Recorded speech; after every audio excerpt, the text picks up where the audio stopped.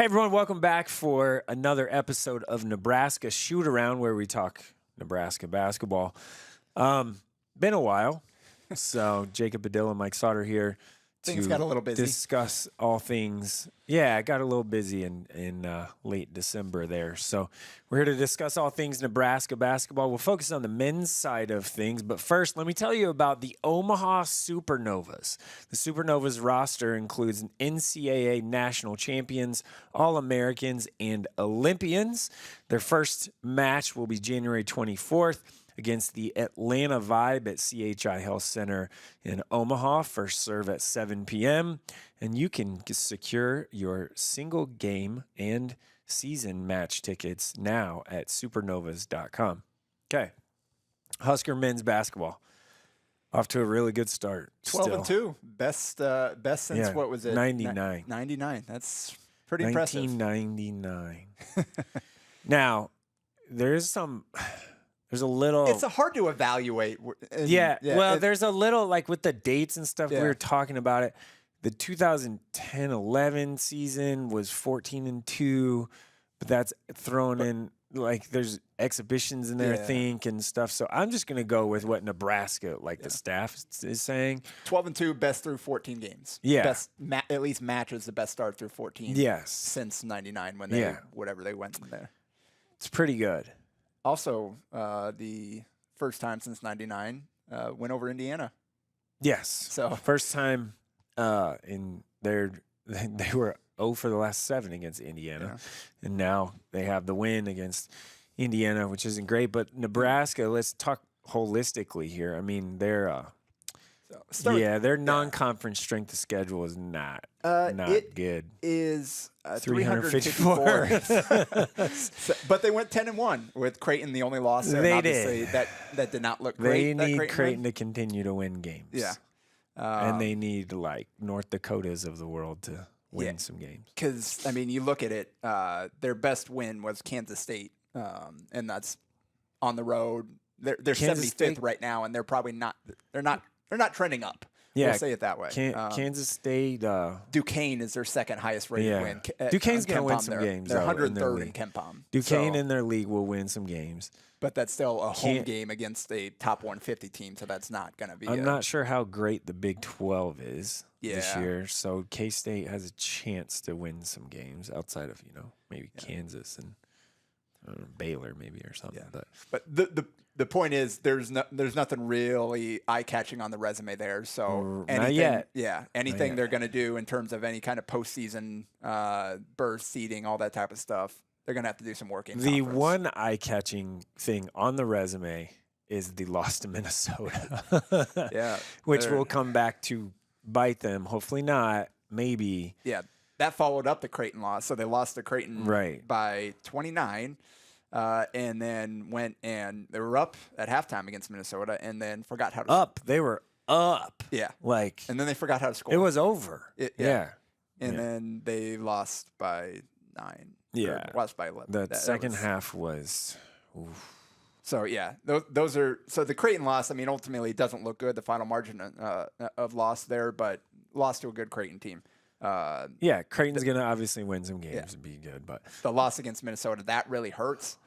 What helps that is since then they've won 5 in a row, and they immediately followed that up with a win against Michigan State to get back on track. 2-1 in the league after the win over Indiana. You were down there on Wednesday. Beat Michigan State. It's good. Now you're in this gut, the first 6 games of, after the break it's getting tough. Can be a little difficult. Yeah. There was, before the Indiana win, it was, hey, if they go 3-3, you'll take it. 2-4, you might even take it. But now, I don't know. Maybe they go 4-2. Yeah. Or maybe they go 5-1. And because of the lack of strength, they're still a tough team to evaluate in terms of what is their ultimate ceiling, what could they end up being. Because even Indiana, right now, that is not a good basketball team. No. They're at 92 in KenPom right now. They did get two guys back in the lineup that had been out, but Xavier Johnson did not play well. Khalil Ware did play well. 20 and 10, but listen, Khalil Ware is good. Yeah. He's the first round draft you and I pick. both saw him in high school. Yeah, when he was a junior in high school. Yeah. Yeah. So yeah, it's kind of interesting to follow his. Didn't play a ton at Oregon behind another guy we saw in high school out there. Yeah. And made his way to Indiana, and that team is struggling right now. And Nebraska did what they needed to do. They took care of business. They hammered Indiana. Well, and they were up by 20 in the second half. Yeah, Indiana shot 50% from three. They out-rebounded Nebraska, but they turned it over 19 times. Yeah, that's way too much. Yeah, Nebraska turned that into a 27-6 points off turnovers. You've got no chance to win like that. The first half, Nebraska was up by 8, and they 8, yeah.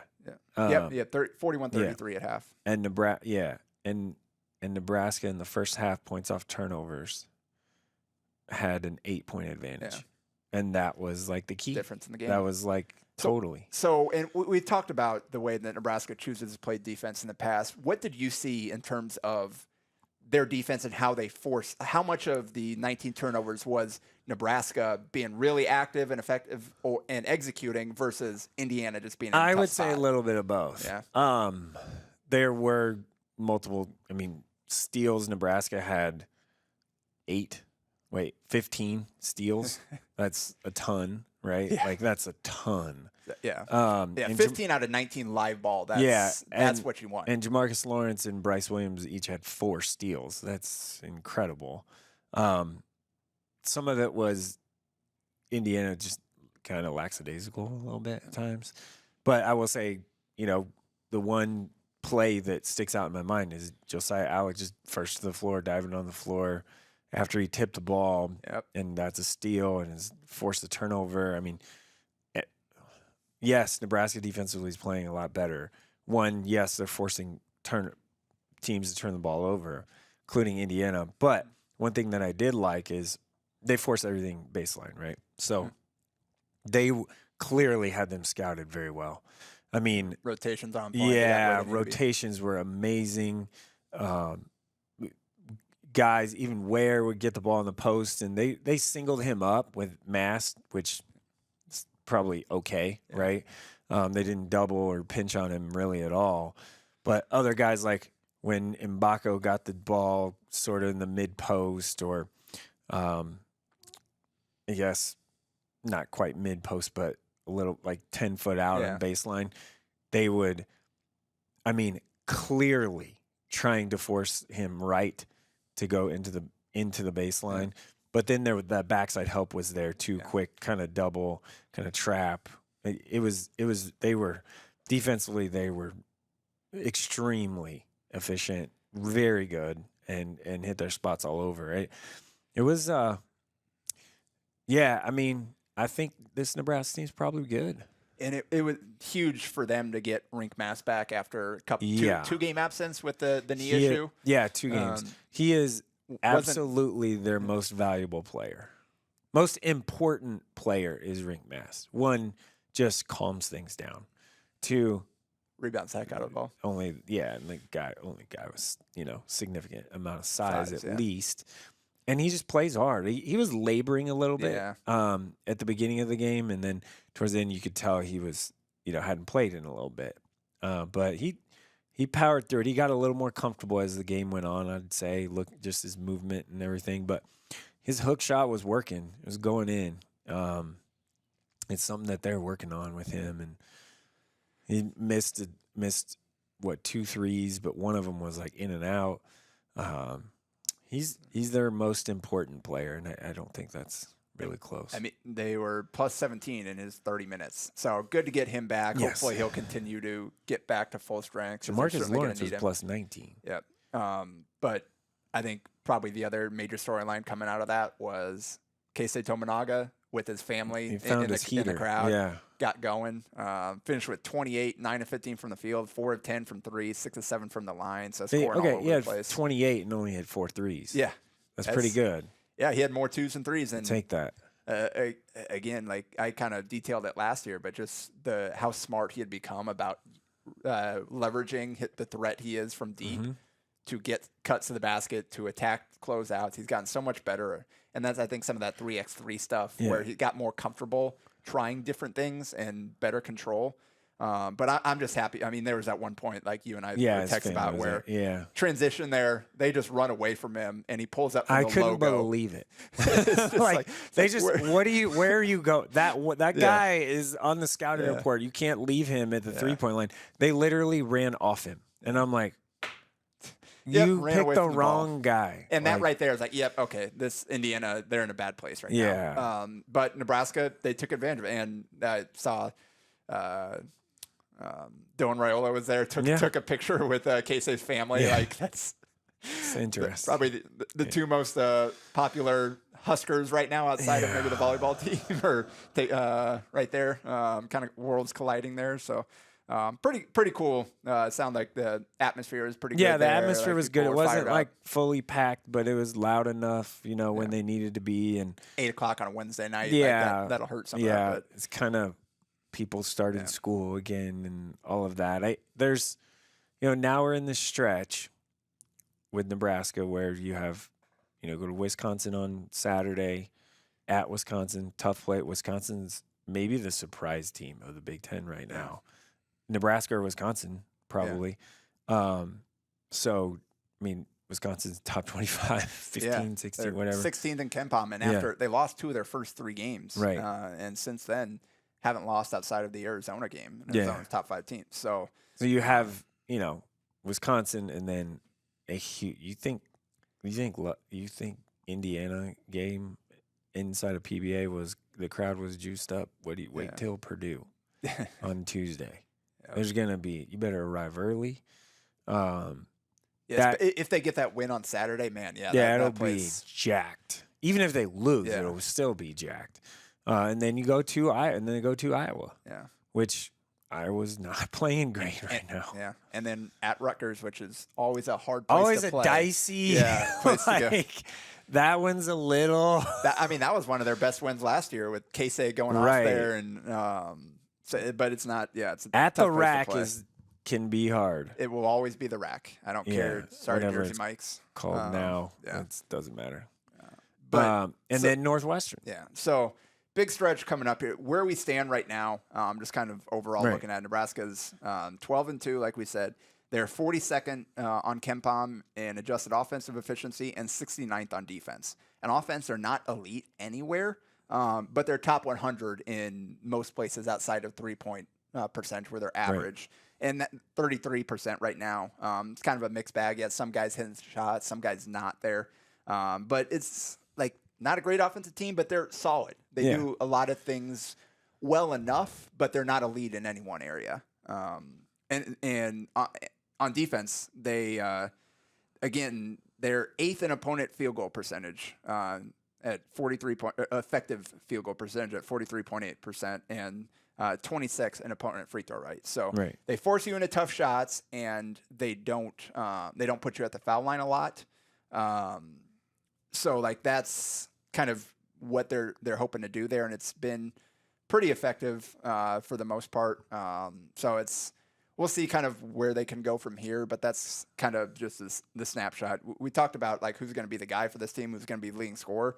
It's been bouncing back and forth. You've got CJ Wilcher was great off the bench, and he's led them in scoring. And that's what I was going to mention. But you got the 4 guys averaging between 12.5 and 14 points. Right. So it's been kind of the same thing where you got these 4 guys where Casey took the lead after that game last night. He's up to 14 points per game, just ahead of Bryce Williams at 13.8. Rink Mass is at 12.7 plus 9.3 boards, 3 assists. And Juwan Gary, 12.5 points, 6.5 boards. Been huge since he got back in the lineup. He's shooting 35% from 3. Bryce is at 37.5%. Casey's only at 34.2%. He had a couple of rough games in there that kind of dragged the percentage down, but you expect feels like he's getting there. That'll kind of right the ship there. Mass at 31%. Like that's kind of like he was kind of one of the swing guys. Like, all right, where is his real level going to settle in? We thought preseason, like he's not a great shooter, but he offers the threat of shooting, and he's been really inconsistent so far. But it's He's we'll capable. See if he can get it if up he to hits 35%. Yeah, if he takes 2 to 3 threes a game, you don't care.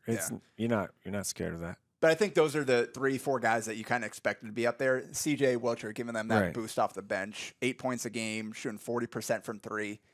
It was hard to know what to expect from him after last year. You kind of thought, well, with some of the guys they're bringing in, he could be a guy that falls out of the rotation if he doesn't get back to where he was. And yeah, certainly. Sam Hoiberg is a capable shooter. You know, he's more of just energy defender, be a pest kind of guy, I guess, to come in and play. And really, I mean, it's kind of settled in to the 8-man rotation. Since last we talked, they were trying out a bunch of different things. It is Wilcher, Hoiberg, and Josiah Alec off the bench, plus the starting 5. And then they mix in Eli Rice for here and there, but not steady minutes. So that's kind of no Jaron Coleman.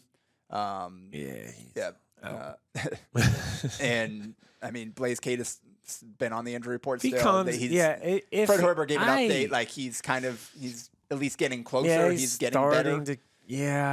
Maybe a little bit. I don't know. Like I think, do you want to upset what you got going on right now? If you mess with the rotations and things, it feels like they're in a pretty good spot with what they have, and no one provides significant size where you need that, except for Purdue. He's not going to be ready to help them by that game. So that it's not doesn't work. I mean, it would be better to have him in another the mix as guy an that's option. Because right 6'11", 7 foot.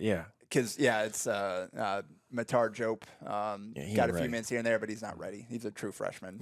So that's kind of what they're settling in at 8-man rotation there with another guy here or there mixed in, and it's working for them. So like you said, tough stretch coming up, but I'll be there in Madison. Yeah, I'll be in Madison. I'm going to go watch Nick Janowski, and then 2024 signee. Yeah, the 2024 signee on Friday night, and have some stuff from him, with him, about him and his game, and then watching the Wisconsin game on Saturday at the Kohl Center. Never been inside of the Kohl Center, driven by it before. So I've not been there either. Yeah. Super excited about that. Should be a nice, quick weekend, long, a lot of driving. So talk about that next week. Yeah, we'll talk about that next week. Obviously, we'll probably wait to do anything till after Purdue too. For that, because there's a couple days before the Iowa game. All right, that'll do it for Nebraska Shoot Around.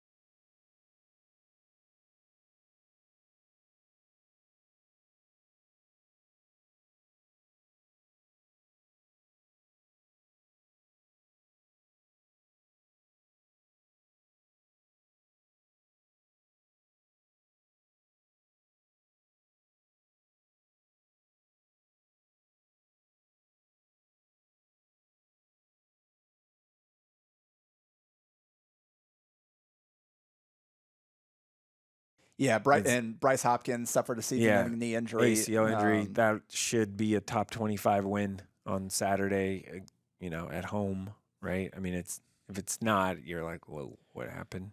So that'll, bump up a little bit, help a little bit. Resume building, it's a top 25 win. Yeah. So with all the metrics will look good on that. It's just eyeballs from a committee that might not and might know, the metrics don't play in that part.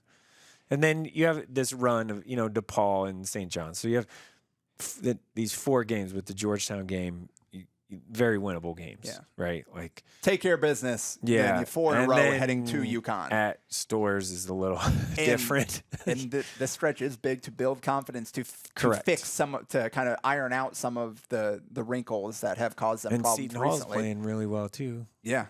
So right after UConn, they'll probably just stay out there. I'm guessing maybe Wednesday, Saturday. Yeah. Well, so that's it. These next few games are big for, again, kind of getting to where they need to be able to face a team like UConn, especially on the road, because Huskies are playing quite well this season, outside of the blip at the start of conference play. So it's an important stretch here for Creighton again, for confidence sake, for momentum, for finding out, like, you can't, if we're still trying to, we get through that stretch and it's still like, all right, they got to find some things, then they're in trouble. You're starting to run out of time. Like, you should not. Close game to DePaul or something. It's like, what? Yeah. So, like, if they still can't get over the hump, then it's fair to start, like, all right, kind of running out of time for things to turn around. This might just be who they are. So, important stretch coming up. I think. I mean, hey, I just knocked DePaul, but like they got a decent win. Like, I don't know how. They got an okay win, I guess. Louisville and Chicago State. Chicago State beat Northwestern. Yeah, that's weird. But not weird is the season that Baylor Shireman has had. I think it's worth kind of highlighting what he's done at this point. He is leading the conference in scoring. Yeah. He is 7th in rebounding, and 8th in assists. So, pretty good. Top 10, all 3 of the kind of major like categories type there. Stuff. Yeah, he's right up there. Like, if Creighton makes a run, he'll very much be in the discussion there. Shooting 45 from the field, 37 from 3. He's been much more of a well-rounded player this year in terms of getting in the paint, making plays for others and himself.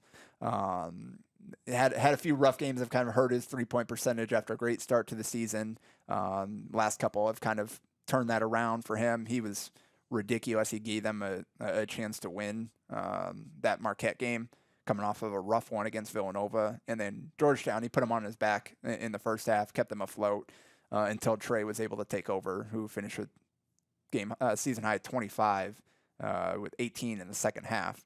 And Trey's kind of all over. He's 5th in scoring and 6th in assists, and just outside the top 10 in rebounding as well. So those two, I mean, you're getting almost 32 points, almost 14 rebounds more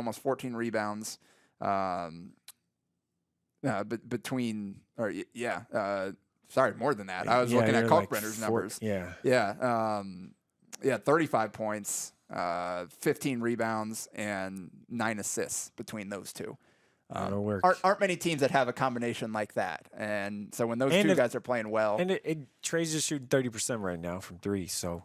And that was 3-5 against Georgetown. That was good to kind of get him out of that rut. That needs to get back up to the 30, the Mendoza line of 35%. 35, because he's creating more than he did last year with the ball in his hands more. Yeah, they need him to, especially late in the game situations. But yeah, he's got to be able to knock down the ones when they do get him the good ones. Mason Miller shooting 54%. Yeah, that's pretty darn good. So there's still a lot to like here. Obviously, it's looked pretty rough for stretches.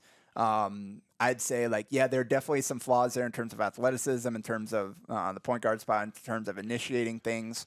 They've got to kind of work through some of that, but I think it's important to remember they also have some pretty darn good skills, and there aren't many teams that have a combination like Baylor Shireman, Trey Alexander, and Ryan Kalkbrenner. So you're saying calm down. Yes, I think just Calm down. There's some things It's to gonna worry be about. okay. But I don't know that like, all right, this is just what it's going to be the rest of the season. They've got no shot. I think it's far too early to say like all goals are off the table. It's going to be okay. Yeah, That's the key. Yeah, we'll cycle back after we get through this next stretch here, and again, once you get through the UConn Seton Hall, then it's like, all right, we'll have a better idea of what this team really is. Right. But in the meantime, coming off the win there, a chance to secure a big one on Saturday. It'll be interesting to see Devin Carter, who has made a huge leap for Providence, one of the best on-ball defenders in the conference, and he's now their leading scorer. Him and Trey, that battle and the execution on both sides, that's going to be fun to watch. If Trey has a good game against Carter, then you start feeling like, okay, he's the dude. Like, he's back. He's the guy that we thought we were going to see from him. So that's what I'll be watching on Saturday, and we'll come back next week to break it all down. Everything else. Yep, Blue Jay Breakdown. All right, that'll do it for Blue Jay Breakdown with Jacob Padilla and Mike Sautter.